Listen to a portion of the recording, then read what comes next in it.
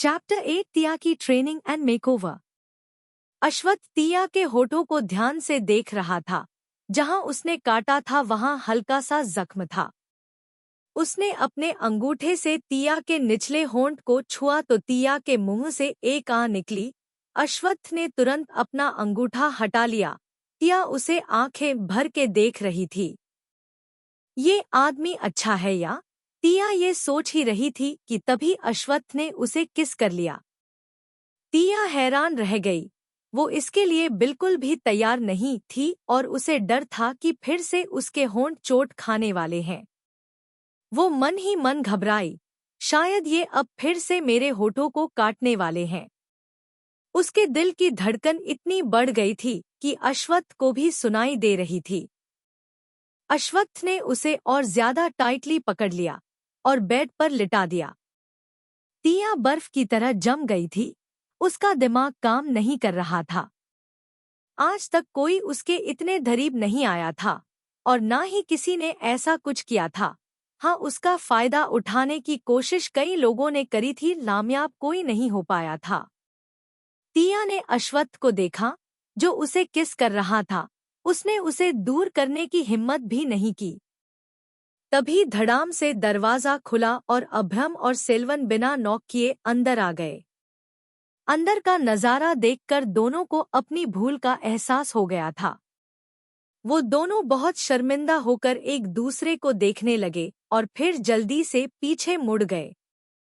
दरवाजे की आवाज सुनकर अश्वत्थ ने तिया को फ्री कर दिया और उठकर खड़ा हो गया और अपने कपड़े ठीक करने लगा और चिढ़ते हुए उनसे बोला, तुम लोग बिना नॉक किए अंदर कैसे आ गए? बैड मैनर्स, तुम लोग। बीच में ही सेल्वन माफी मांगते हुए बोला, big boss we are really sorry, हम भूल गए थे। अगली बार ऐसा नहीं होगा। आप नीचे नहीं आ रहे थे तो हम ऊपर आ गए और पल भर के लिए हम भूल गए थे कि आप अब अकेले नहीं रहते। अभ्रम सेल्वन की बात में अपनी सफाई जोड़ते हुए बोला, हमें पता नहीं था कि तुम इतने। उन दोनों की बात को अनसुना करते हुए अश्वत्थ बोला, चलो। अभ्रम उसे चिढ़ाते हुए बोला, चाहो तो कुछ देर और अच्छे से अपनी लिटिल वाइफ को बाय कर सकते हो। अभी बहुत टाइम है और अगर इस फ्लाइट के लिए लेट हो जाते हैं तो हम नेक्स्ट फ्लाइट से चले जाएंगे। अगर उसके लिए लेट हो गए तो उसकी नेक्स्ट फ्लाइट से चले जाएंगे। फ्लाइट्स की कमी नहीं है। अश्वत्थ गुस्से में बोला, अपनी बकवास बंद करो, और तिया से नजरें बचाते हुए अपना लगेज लेकर कमरे से बाहर निकल गया। अभ्रम और सेल्वन भी उसके पीछे पीछे चले गए। तिया अभी भी उन बीते पलों में खोई हुई थी। उसे ये सब सपना ही लग रहा था। वो अपने होठों को छूकर बोली, मतलब वो मुझे। फिर एकदम से उसके गाल ब्लाश करने लगे। वो नहीं जानती थी उसके साथ ऐसा क्यों हो रहा है। वो अश्वत्थ के साथ सेफ फील करने लगी थी। उसे अश्वत्थ बुरा नहीं लगता था और ना ही उसकी हरकतें, जो कभी भी किसी भी टाइम ओवरबोर्ड हो जाती थी। तिया ब्लैंकेट से अपना चेहरा छुपाकर शर्माने लगी। फिर उसे अचानक से लगा, मैं अचानक ब्लश क्यों कर रही हूँ? वो मेरे ओनर है। उन्होंने मुझे 1 करोड़ देकर बचाया है। No Coca. कोका तिया का निकनेम था। उसकी माँ उसे प्यार से कोका कहती थी। तिया ने सोचा कि भले ही उसे अश्वत्थ से डर लगता था लेकिन उससे नेगेटिव वाइब्स नहीं आती थी। वो दूध से ही बोली, जब अव्यांश मेरे करीब आने की कोशिश करता था तो जी करता था कि उसे थप्पड़ मार दूं। हमेशा उससे दूरी बनाकर रखती थी मैं, लेकिन अश्वत्थ की बात अलग है। अगर वो उस दिन नहीं आते तो वो लड़के ना जाने मेरे साथ क्या करते। थोड़ा खड़ूस टाइप का है पर मेरे साथ बहुत अच्छा है और उसकी फैमिली और उसके लोग भी मेरे साथ कितने प्यार से रहते हैं। यही सब सोचते सोचते तिया सो गई। कब सो गई उसे पता ही नहीं चला। सालों में पहली बार उसे चैन की नींद आई थी। सुबह आर्यन पैलेस। अश्वत्थ चला गया था लेकिन उसके ऑर्डर्स को ओरियन पूरी तरह से फॉलो करने वाला था। सुबह 3 अलार्म बजा और तिया उठ गई और नहा धोकर फ्रेश हुई। एक हाई नेक का स्लीवलेस इनर पहन लिया। नीचे काले रंग की ट्रैक पैंट और स्पोर्ट्स शूज पहन लिए और भागते हुए बाहर ग्राउंड में आई। आर्यन मैंशन का ग्राउंड बहुत बड़ा था। ग्राउंड की सारी लाइट्स जल रही थी और ओरियन और आदित्य दोनों तिया का इंतजार कर रहे थे। ओरियन एकदम जोश में लग रहा था लेकिन आदित्य थोड़ा नाराज लग रहा था। आदित्य बोला, भाई ने मुझे भाभी का मेकओवर करने का काम दिया है, उन्हें ट्रेनिंग देने का नहीं, फिर मुझे क्यों बुलाया है? ओरियन बोला, तुमने जो कल ठूंस ठूंस कर ब्रेकफास्ट और लंच फिर डिनर, यह सिलसिला चलता रहा न तो खा खा के मोटे हो जाओगे क्योंकि अब यंग मैडम ही तीनों मील बनाने वाली है। इसीलिए अच्छा है अभी से एक्सरसाइज करना स्टार्ट कर दो, बाद में पछतावा नहीं होगा। चलो यंग मैडम के साथ तुम भी ग्राउंड के 5 चक्कर लगाकर आओ। ओरियन ने टिया को दौड़ने का इशारा किया तो वो थम्स अप करके दौड़ने निकल पड़ी। ओरियन का आर्डर सुनके आदित्य वहीं हैरान खड़ा हुआ था।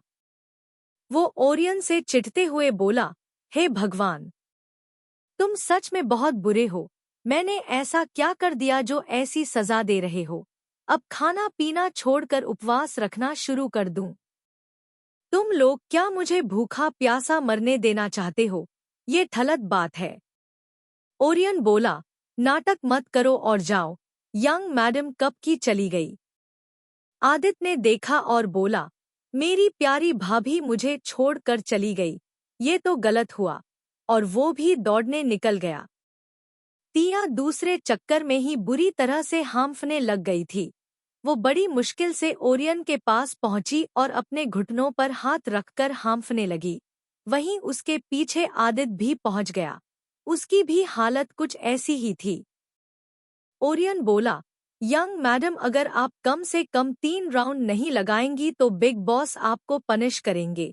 ये सुनते ही तिया के रोंगटे खड़े हो गए और वो फिर दौड़ने लगी। इस बार तो वो ऐसे दौड़ रही थी जैसे उसके पीछे पागल कुत्ता पड़ा हो। आदित्य बोला, अगर मैं पूरा नहीं भी करूंगा तो मुझे कोई पनिशमेंट नहीं मिलने वाली। ओरियन उसे घूरकर बोला, तुम्हारे लिए भी पनिशमेंट है, तुम डाइट करोगे। ये सुनते ही आदित्य के होश उड़ गए। खाना तो उसके जीने की वजह थी। खाने के लिए वो कुछ भी कर सकता था। वो भी सिर पर हाथ रखकर फिर से दौड़ने लगा। 5 राउंड होते होते दोनों लगभग बेहोश होने के कगार पर थे। दोनों को ओरियन ने पानी की बोतलें दी। दोनों जल्दी जल्दी बोतल के ढक्कन खोलकर पानी पीने लगे। ओरियन बोला, इसके बाद बाकी एक्सरसाइज जिम में करनी है, जो घर के तीसरे फ्लोर पर है। यह सुनकर आदित्य और तिया दोनों का चेहरा लाल हो गया। दोनों अश्वत्थ को पीटना चाहते थे, पर करते क्या? चुपचाप ओरियन के पीछे पीछे मरियल घोड़ों की तरह चलते चले गए। तिया जिम देखकर हैरान थी। ओरियन बोला, सबसे पहले हम वार्म अप करेंगे, और वार्म अप में जो एक्सरसाइजेस करनी थी उनके नाम बताने लगा। आदित्य बोला, ये वार्म अप की लिस्ट तो बहुत लंबी है, और अगर ये सिर्फ वार्म अप है तो एक्सरसाइजेस कितनी लंबी होगी। हे भगवान, मुझे इस धरती पर नहीं रहना। ये कहकर आदित्य फर्श पर लुढ़क गया। तिया भी इतने सारे नाम सुनकर लगभग बेहोश होने के कगार पर ही थी, पर ओरियन को उनपे कोई दया नहीं आई और आखिर में दोनों ने पूरा वर्कआउट किया। वर्कआउट खत्म होते होते दोनों आधे बेहोश ही हो गए थे। ऐसे ही धीरे धीरे करके दिन बीतने लगे। घर में सब तिया की रिस्पेक्ट करते थे और उसकी हेल्प भी करते थे। समय समय पर अश्वत्थ अपडेट लेता रहता था। आदित्य का भी आधा वजन कम हो गया था। तिया को ओरियन ने एक्सरसाइज के साथ सेल्फ डिफेंस भी सिखा रहा था। दादाजी तो तिया को अपनी सगी पोती की तरह प्यार करते थे। 2 हफ्ते कब बीते पता ही नहीं चला। तिया सबका दिल जीत चुकी थी और सबके साथ बहुत फ्रेंडली और कंफर्टेबल थी। आदित्य तिया का मेकओवर भी कर चुका था। वो अब मॉडर्न बन चुकी थी और लेटेस्ट फैशन के कपड़े पहनने लगी थी और उसका 1 किलो वजन भी बढ़ गया था। जब तिया को ये पता चला कि अश्वत्थ आज आने वाला है तो वो हैरान रह गई। एक तरफ उसे दुख था क्योंकि उसकी एब्सेंस में उसने उनके रूम का नक्शा ही बदल डाला था और अब उसे डर लग रहा था कि अश्वत्थ रूम की हालत देखकर उसे जिंदा दफना देगा। उसने इन 2 हफ्तों में अश्वत्थ के बारे में बहुत कुछ जान लिया था, उसकी पसंद नापसंद, सब कुछ, और ये भी कि वो जब गुस्सा होता है तो किसी की नहीं सुनता। वो इस बात से अनजान थी कि अश्वत्थ को सब पता था कि वो 2 हफ्तों में क्या-क्या काम कर चुकी है। तिया को आज कॉलेज भी जाना था, उसे वहाँ किसी जरूरी काम से बुलाया था। कॉलेज के प्रिंसिपल, वाइस प्रिंसिपल और डीन, तीनों को पता था कि टिया अब अश्वत्थ आर्यन की वाइफ है। वो उसके साथ कैसा भी व्यवहार नहीं कर सकते थे। वैसे भी तिया के साथ उनका व्यवहार पहले से ही ठीक था, पर ये जानने के बाद कि तिया अश्वत्थ आर्यन की वाइफ है वो थोड़ा डर रहे थे। वो अश्वत्थ आर्यन के गुस्से से वाकिफ थे और फिर अश्वत्थ आर्यन उस कॉलेज का ट्रस्टी भी था। अश्वत्थ आर्यन ने उन सबको सीधी धमकी दी थी कि उसकी लिटिल वाइफ को किसी भी तरह की प्रॉब्लम नहीं होनी चाहिए और तिया को यह पता नहीं लगना चाहिए कि वो उस कॉलेज का ट्रस्टी है, वरना वो उन लोगों को छोड़ेगा नहीं। तिया कॉलेज पहुंची, उसके चेहरे पर अलग ही चमक थी। अब वो पहले वाली तिया नहीं थी। वो बहुत ही ज्यादा अट्रैक्टिव, चार्मिंग और खूबसूरत दिख रही थी। उसने एक शर्ट टाइप टॉप और नीचे रफल स्कर्ट पहन रखी थी। पैरों में हील्स थी। अपने बालों की 2 फ्रेंच चोटी बनाई हुई थी। आज वो नर्वस नहीं, बहुत कॉन्फिडेंट थी। पूरा कॉलेज उसे देखकर हैरान था। वो सीधे प्रिंसिपल रूम में गई। तिया को देखकर प्रिंसिपल, वाइस प्रिंसिपल और डीन, तीनों के पसीने छूटे हुए। तिया ने उन्हें ग्रीट किया। डीन ने उसे बैठने को कहा और फिर उसे कुछ बातें बताई गई। उन्होंने उसे बताया कि सहाना ने तिया की इमेज को खराब करने के लिए कुछ अफवाहें फैला रखी थी और उन तीनों को यह पता था कि ये सब झूठ है। वो बस तिया से जानना चाहते थे कि क्या वो सहाना के अगेंस्ट कोई एक्शन लेना चाहती है। तिया ने कुछ सोचते हुए कहा, मैं आपको मंडे को बताऊं, एक्चुअली मैं डिसाइड नहीं कर पा रही हूँ। ये सुनने के बाद तीनों ने चैन की सांस ली। प्रिंसिपल कायंत बोले, हाँ क्यों नहीं। तिया ने तीनों को देखा और पूछा, और कोई बात सर? डीन अपनी नर्वसनेस छुपाते हुए बोले, नहीं और कुछ नहीं। वो लोग भी तिया का बदला रूप देखकर हैरान थे।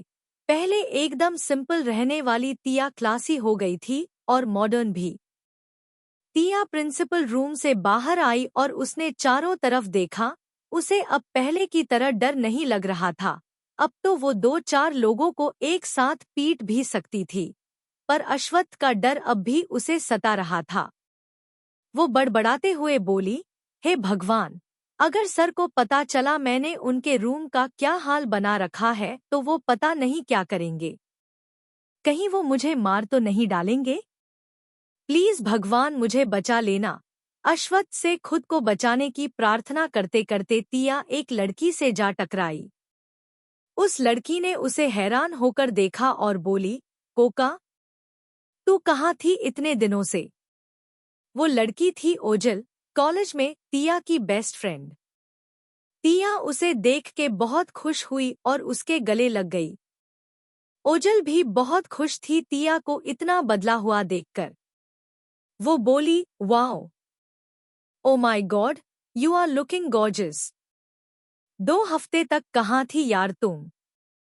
तिया ने उसको देखा और उसके कंधे पे हाथ रखते हुए और अपनी एक्साइटमेंट कंट्रोल करते हुए बोली, डॉर्मेट्री में जाकर बात करते हैं। कौन थी ओजल और क्या होने वाला था आर्यन पैलेस में अश्वत्थ की वापसी पर? क्या तिया का टच अश्वत्थ का दिल जीत लेगा या फिर उसके गुस्से की आग को भुगतना पड़ेगा इस नई तिया को?